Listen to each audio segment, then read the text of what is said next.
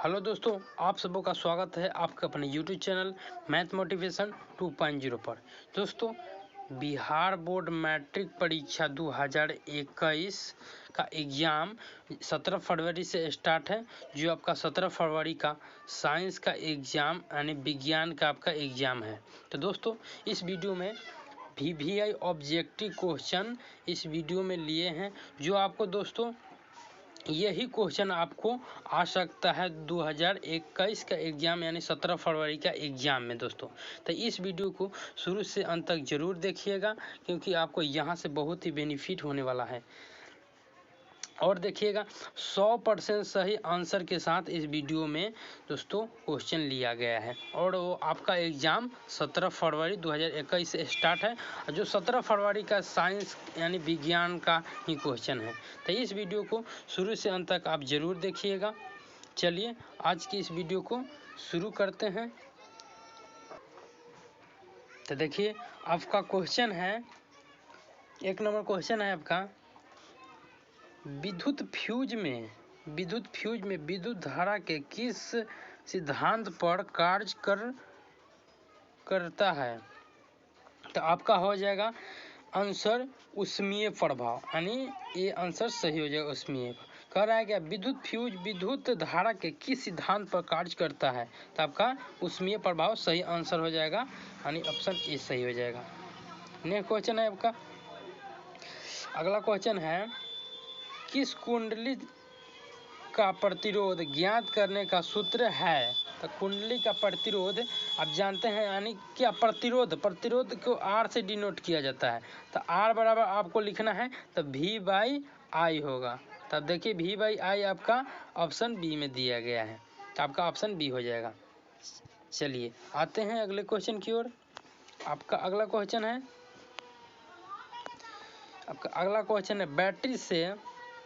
Battery से किस प्रकार की धारा प्राप्त होती है। तो बैटरी से आपको डिस्क धारा प्राप्त होती है। तो आपका ऑप्शन ए सही हो जाएगा, डिस्क धारा। आपका यहीं पे अगला क्वेश्चन है, दाढ़ी बनाने में किस प्रकार के दर्पण का उपयोग किया जाता है। तो आपको दाढ़ी बनाने में अवतल दर्पण का प्रयोग किया जाता है। जो अवतल दर्पण में दाढ़ी को बड़ा बड़ा दिखाई देता है, तो आपका अवतल दर्पण सही हो जाएगा आंसर। चलिए नेक्स्ट क्वेश्चन की ओर चलते हैं। आपका अगला क्वेश्चन है, विभवांतर का एसआई मात्रक क्या है। तो विभवांतर का एसआई मात्रक वोल्ट होता है। तो एसआई मात्रक आपका वोल्ट, ऑप्शन ए सही हो जाएगा। चलिए चलते हैं अगले क्वेश्चन की ओर। आपका अगला क्वेश्चन है, प्रकाश के अपवर्तन के कितने नियम हैं। तो प्रकाश के अपवर्तन के 2 नियम होते हैं, जो आपका ऑप्शन बी सही हो जाएगा। आपका अगला क्वेश्चन है, 1 वोल्ट कहलाता है। तो 1 वोल्ट यानी कह रहा है 1 वोल्ट आपका कहलाता है। तो आपका 1 जूल बटा 1 कूलम यानी जूल बटा कूलम होता है। तो आपका यही होगा, यानी ऑप्शन बी 1 जूल बटा कूलम है। तो आपका ऑप्शन बी सही हो जाएगा। चलिए नेक्स्ट क्वेश्चन की ओर चलते हैं। आपका अगला क्वेश्चन है, श्वसन किस प्रकार की रासायनिक अभिक्रिया है। श्वसन किस प्रकार की रासायनिक अभिक्रिया है। तो आपका ऊष्माशोषी है, जो श्वसन ऊष्माशोषी अभिक्रिया है। चलिए आपका डी ऑप्शन सही हो गया। अगला क्वेश्चन है आपका, कौन विद्युत का सर्वोत्तम सुचालक है, यानी जो विद्युत करंट उसमें पास करता है उसका सुचालक कौन है, यानी कंडक्टर कौन है। तो आपका सिल्वर है, Ag। सिल्वर को Ag से डिनोट किया जाता है। तो आपका बी ऑप्शन सही हो जाएगा, Ag। चलिए नेक्स्ट क्वेश्चन की ओर बढ़ते हैं। आपका अगला क्वेश्चन है, आवर्त सारणी के उदग्र स्तंभों को कहा जाता है। तो आवर्त सारणी के उदग्र स्तंभों को वर्ग कहा जाता है, और आवर्त सारणी के उदग्र स्तंभों को क्या कहा जाता है, वर्ग कहा जाता है। चलिए आपका अगला क्वेश्चन है, यहीं पे है, निम्नांकित में कौन उपधातु है, यानी जिसमें दोनों गुण हो, धातु का भी हो और धातु का भी हो। तो आपका एस बी हो जाएगा, यानी आपका ऑप्शन डी सही हो जाएगा। क्या निम्नलिखित में उपधातु है, तो आपका 4 ऑप्शन में डी ऑप्शन सही हो जाएगा, उपधातु है। चलिए आपका यहीं पे अगला क्वेश्चन है, पीतल है, तो पीतल आपका मिश्र धातु है, यानी दोनों मिश्र धातु। पीतल आपका मिश्र धातु, नहीं धातु है, नहीं अधातु है और नहीं उपधातु है, तो आपका क्या हो जाएगा, मिश्र धातु हो जाएगा। चलिए चलते हैं नेक्स्ट क्वेश्चन की ओर। आपका अगला क्वेश्चन है, अम्लीय विलयन का पीएच मान होता है, तो आपका अम्लीय विलयन का देखिए यहाँ 0 से 14 तक होता है, यहाँ 7 पर आपका होगा उदासीन विलयन का पीएच मान 7 होता है, और 7 से कम होगा इधर अम्लीय होता है, आपका इधर अम्लीय होगा, अम्लीय इधर क्षारीय। 7 से अधिक होगा वो क्षारीय और 7 से कम होगा वो अम्लीय, इधर क्षारीय होता है, क्षारीय आपका इधर हो जाएगा क्षारीय। अगर 7 से अधिक है तो क्या हो जाएगा, क्षारीय, और 7 से कम है तो अम्लीय। तो आपका पूछा है क्या, आपसे पूछा है अम्लीय विलयन का पीएच मान होता है, तो आपको 7 से कम हो जाएगा। क्या अम्लीय विलयन का मान 7 से कम हो जाता है। चलिए चलते हैं नेक्स्ट क्वेश्चन की ओर। आपका अगला क्वेश्चन है, सरलतम हाइड्रोकार्बन है, यानी सरलतम हाइड्रोकार्बन आपका मीथेन हो जाएगा, CH4, जिसका फार्मूला होता है CH4, मीथेन का फार्मूला होता है CH4। तो सरलतम क्या है, हाइड्रोकार्बन पूछ रहा है, तो आपका यही हो जाएगा। चलिए आपका अगला क्वेश्चन है, कुटपाद किसमें पाया जाता है, ये बायोलॉजी से क्वेश्चन है, यानी जीव विज्ञान से है, तो कुटपाद अमीबा में पाया जाता है। चलिए चलते हैं अगले क्वेश्चन की ओर। आपका यहीं पे अगला क्वेश्चन है, आपका पुष्पी पौधों में लैंगिक जनन होता है, तो पुष्पी पौधों में पत्तियों द्वारा, इसमें पुष्पी पौधों में लैंगिक जनन पत्तियों द्वारा होता है, तो आपका ऑप्शन ए सही हो जाएगा। चलिए चलते हैं अगले क्वेश्चन की ओर।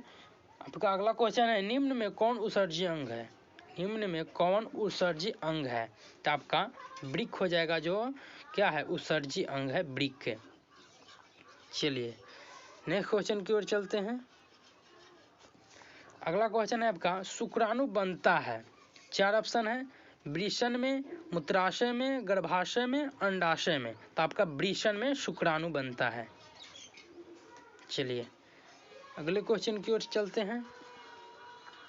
का अगला क्वेश्चन है, निम्न में कौन प्राकृतिक संसाधन नहीं है, वायु तो प्राकृतिक संसाधन है, मृदा भी है, जल भी है, तो जीवधारी आपका प्राकृतिक संसाधन नहीं है, तो आपका डी सही आंसर हो जाएगा। आपका अगला क्वेश्चन है, इंसुलिन की कमी से होता है, तो इंसुलिन की कमी से मधुमेह, यहाँ मधुमेह कर दीजिए, मधुमेह रोग होता है।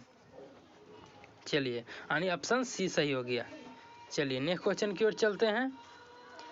आपका अगला क्वेश्चन है, प्रतिरोध का एसआई मात्रक क्या है, तो प्रतिरोध को आर से डिनोट किया जाता है, इसका एसआई मात्रक पूछ रहा है, एम्पियर होता है, एम्पियर, इंग्लिश में एम्पियर होता है, MPERE होता है, एम्पियर, यानी इसका क्या हो जाएगा, ऑप्शन डी सही हो जाएगा। चलिए नेक्स्ट क्वेश्चन की ओर बढ़ते हैं। आपका अगला क्वेश्चन है, प्रतिपद में यानी परिपथ में विद्युत धारा की माप किससे की जाती है, यानी प्रतिपद में परिपथ में विद्युत धारा की माप किससे की जाती है, तो आपको गैल्वेनोमीटर से की जाती है, जो आपको जी से डिनोट किया जाता है, गैल्वेनोमीटर। चलिए नेक्स्ट क्वेश्चन को बढ़ते हैं। यहीं पे है आपका, दाढ़ी बनाने में कौन दर्पण प्रयुक्त होता है, यानी आपका दाढ़ी बनाने में कौन सा दर्पण का प्रयुक्त होता है, तो आपका हो जाएगा अवतल दर्पण, जो थोड़ा देर पहले ही बताए हैं, जो दाढ़ी को बड़ा बड़ा दिखाई देता है अवतल दर्पण में, तो आपका हो जाएगा क्या, अवतल दर्पण। चलिए अगले क्वेश्चन की ओर बढ़ते हैं।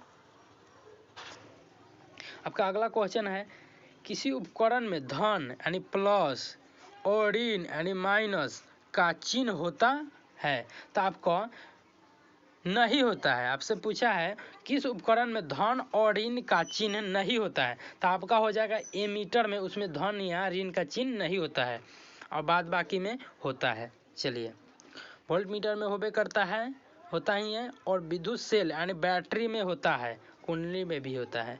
चलिए नेक्स्ट क्वेश्चन की ओर बढ़ते हैं। आपका अगला क्वेश्चन है यहीं पे, सरल सूक्ष्मदर्शी में किसका उपयोग होता है? सरल सूक्ष्मदर्शी में किसका उपयोग होता है? तो आपका हो जाएगा आंसर सही, उत्तल दर्पण। सरल सूक्ष्मदर्शी में उत्तल दर्पण का प्रयोग होता है। चलिए चलते हैं नेक्स्ट क्वेश्चन की ओर। यहीं पे आपका अगला क्वेश्चन है, नीला थोथा यानी तूतिया का रासायनिक सूत्र है। तो आपका नीला तूतिया का रासायनिक यानी नीला थोथा यानी तूतिया कहिए, दोनों नाम दे सकते हैं आपको। तो उसका फार्मूला होता है CuSO4 × 5H2O। ऑप्शन बी सही हो जाएगा। आपका अगला क्वेश्चन है, निम्नांकित में कौन लवण है? तो निम्नांकित में आपका लवण पूछ रहा है, तो NaOH। आपका NaOH देखिए, Na+ और OH- होता है, तो आपका यही लवण हो जाएगा। क्या निम्नांकित में लवण है? तो आपका NaOH ऑप्शन बी सही हो जाएगा। चलिए बढ़ते हैं नेक्स्ट क्वेश्चन की ओर। आपका अगला क्वेश्चन है, नाइट्रोजन अणु में कितने सहसंयोजक बंधन होते हैं? तो नाइट्रोजन अणु पूछ रहा है यानी मॉलिक्यूल यानी N2 पूछ रहा है। मॉलिक्यूल इसी को कहते हैं, N2 है। तो इसमें कर रहा है कितने बंध है यानी बंधन है। तो देखिए N2 N के बीच बनाइएगा तो ट्रिपल बॉन्ड बनेगा। सही से बना देते हैं। देखिए यहाँ पे ट्रिपल बॉन्ड बनेगा, तो N2 हो गया। देखिए आपका यही 3 बॉन्ड हुआ। देखिए बॉन्डों की संख्या 1 2 3, तो आपका कितना हो गया? बॉन्डों की संख्या 3 हो गया। तो आपका देखिए ऑप्शन डी सही हो जाएगा आंसर। देखिए 3 दिया गया है, यहाँ पे 3 दिया, बॉन्डों की संख्या कितना है? 3 हो गया। चलिए नेक्स्ट क्वेश्चन की ओर आते हैं। अगला क्वेश्चन है आपका, संगमरमर का रासायनिक सूत्र क्या है? तो संगमरमर का रासायनिक सूत्र होता है CaCO3 होता है, यानी ऑप्शन आपका ए सही हो गया। चलिए बढ़ते हैं अगले क्वेश्चन की ओर। आपका अगला क्वेश्चन है, डैश वन संपदा का एक उदाहरण है। यानी डैश वन संपदा यानी वन यानी कथी, जंगल ये सब होता है, जहाँ जंगल रहता है उसको वन कहा जाता है। तो आपका क्या हो जाएगा? लकड़ी हो जाएगा। ऑप्शन बी सही हो जाएगा। यहीं पे है अगला क्वेश्चन आपका, चीनी का रासायनिक सूत्र क्या है? चीनी का रासायनिक सूत्र 12 22 11 होते हैं, यानी C12 H22 और O11। तो आपका ए हो जाएगा चीनी का रासायनिक सूत्र। और आपसे ग्लूकोज का यहीं पे हो जाएगा, ग्लूकोज C6 H12 O6।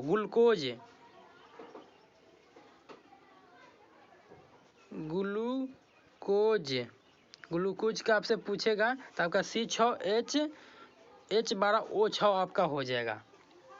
चलिए आपका चीनी का हो गया क्या? ऑप्शन C12 H22 O11, यानी 12 22 11। चीनी का सूत्र हो गया 12 22 11। चलिए बढ़ते हैं नेक्स्ट क्वेश्चन की ओर। अगला क्वेश्चन है, सोडियम कार्बोनेट के जलीय घोल में मिथाइल ऑरेंज का घोल मिलाने पर घोल का रंग परिवर्तित होकर कैसा हो जाता है? तो आपका परिवर्तित होकर पीला हो जाता है, यानी ऑप्शन ए सही हो जाएगा। आपका अगला क्वेश्चन है, सोपोषी पौधों के लिए आवश्यक है, यानी सोपोषी पौधों के लिए यानी आपका कार्बन डाइऑक्साइड भी है, क्लोरोफिल भी है, सौर प्रकाश भी है। तो आपका डी ऑप्शन सही हो गया, इनमें से सभी, यानी तीनों है आपका। तो आपका डी ऑप्शन सही हो जाएगा, इनमें से सभी।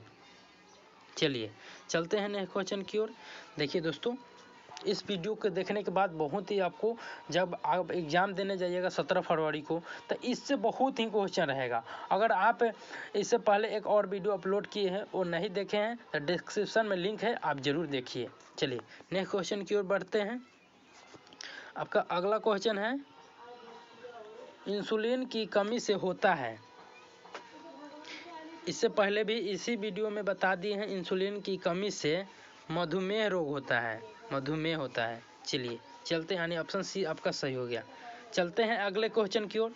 अगला क्वेश्चन है, खुला परिसंचरण तंत्र किसमें पाया जाता है? तो खुला परिसंचरण तंत्र कॉकरोच में पाया जाता है, यानी ऑप्शन बी सही हो गया।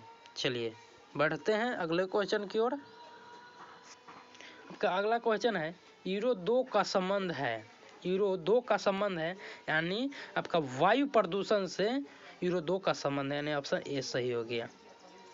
चलिए यहीं पे है अगला क्वेश्चन, निम्नलिखित में कौन जैव अनवीकरणीय पदार्थ है, यानी निम्नलिखित में कौन जैव अनवीकरणीय पदार्थ है। आपका DDT हो गया, यानी इसको इंग्लिश में लिखे DDT, तो आपका ऑप्शन ए सही हो गया।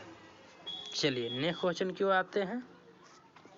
आपका अगला क्वेश्चन है क्लोरोफिल वर्णक का रंग है, तो क्लोरोफिल यानी क्लोरोफिल का रंग कैसा होता है, हरा होता है, यानी आपका ऑप्शन ए सही हो गया। चलिए चलते हैं नेक्स्ट क्वेश्चन की ओर। आपका अगला क्वेश्चन है, तो थोड़ा इसको जूम कर देते हैं। चलिए आपका जूम हो चुका है। यहाँ पे अगला क्वेश्चन है, देखिए थोड़ा ये न्यूमेरिकल टाइप का है। ये देखिए किसी बल्ब से 1 मिनट में 120 कूलम आवेश प्रवाहित हो रहा है तो विद्युत धारा का मान, यानी धारा को किससे डिनोट किया जाता है, कूलम आवेश को Q से, और धारा को I से डिनोट किया जाता है, और सेकेंड को T से। तो चलिए आपको धारा का मान पूछ रहा है, देखिए विद्युत धारा का मान है, तो देखिए हम इसको पहले हटाते हैं। देखिए धारा का मान यानी I बराबर पूछ रहा है, धारा को I से डिनोट किया जाता है, यानी I बराबर फार्मूला होता है Q/T होता है। देखिए Q का मान यानी 120 कूलम्ब आवेश, तो क्या आपका Q का मान दिया गया है कितना है, 120 है, 120 दिया गया है। और पूछ रहा है 1 मिनट में, यानी T टाइम यानी समय 1 मिनट में आपका कितना सेकेंड होता है, 60 सेकेंड होता है, तो आपका 60 सेकेंड हो जाएगा। तो आपको काट दीजिए 60 दूना 120, तो आपका ऊपर हो जाएगा I बराबर 2 एम्पियर, यानी Q/T क्या होता है, इसका अगर आप निकालिएगा क्या डायमेंशन, तो आपका एम्पियर में निकलेगा, तो आपका क्या हो जाएगा, एम्पियर होगा, एम्पियर 2 एम्पियर आपका। देखिए 120/60 है, तो आप काट दीजिए 2 से, तो 2 एम्पियर आपका यहाँ से निकल के चला आएगा। तो चलिए आपका देखिए 2 एम्पियर ऑप्शन बी में दिया गया है। आपका यहीं पे अगला क्वेश्चन है, स्पेक्ट्रम प्राप्त करने के लिए किसका उपयोग होता है, यानी स्पेक्ट्रम प्राप्त करने के लिए प्रिज्म का उपयोग होता है। चलिए आपका यही का रहा आपका क्वेश्चन, आप इसे ज़रूर देख के जाइएगा और एग्ज़ाम देने जाइएगा, तो यहाँ से बहुत ही आपको बेनिफिट मिलेगा। तो इस वीडियो को देखने के लिए बहुत बहुत धन्यवाद। चलिए इसी के साथ वीडियो को समाप्त करते हैं। जय हिंद, वंदे मातरम।